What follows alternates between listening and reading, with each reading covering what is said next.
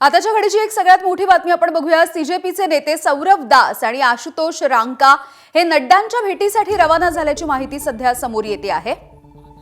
सौरभ दास यांनी आता नुकतीच एक्स पोस्ट केली आहे आणि या एक्स पोस्टच्या माध्यमातून त्यांनी ही माहिती दिलेली आहे। सौरभ दास यांना काही वेळापूर्वी पोलिसांनी ताब्यातही घेतलेलं होतं आणि यानंतर आता सौरभ दास सोबतच आशुतोष रांका हे नड्डांच्या भेटीसाठी रवाना झालेले आहेत।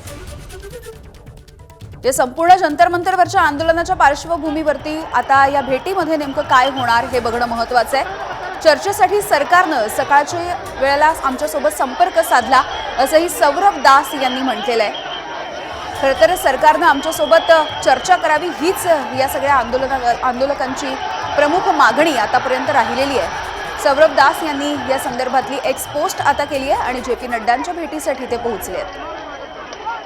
सोमेश कोलगे आपल्याला माहिती देतील। सोमेश, सौरभ दास आणि आशुतोष रांका हे कॉक्रोच जनता पार्टीचे जे समर्थक आहेत ते आता जेपी नड्डा यांच्या भेटीसाठी पोहोचलेले आहेत। कारण आपल्याला सर्वांना माहिती आहे की पहिली जी पत्रकार परिषद दिल्लीमध्ये झाली होती ती सौरभ दास यांनीच बोलवली होती आणि त्यांनीच त्या पत्रकार परिषदेला संबोधित केलं होतं। त्यानंतर अभिजित दिपके अमेरिकेहून भारतात आले आणि सौरभ दास आणि आशुतोष रांका या दोघांना आज जेपी नड्डा यांनी भेटायला बोलवले।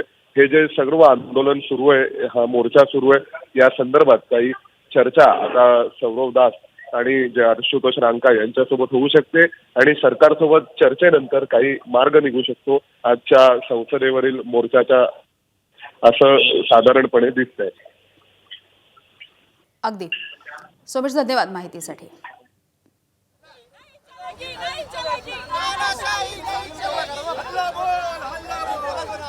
रस्ता अडवला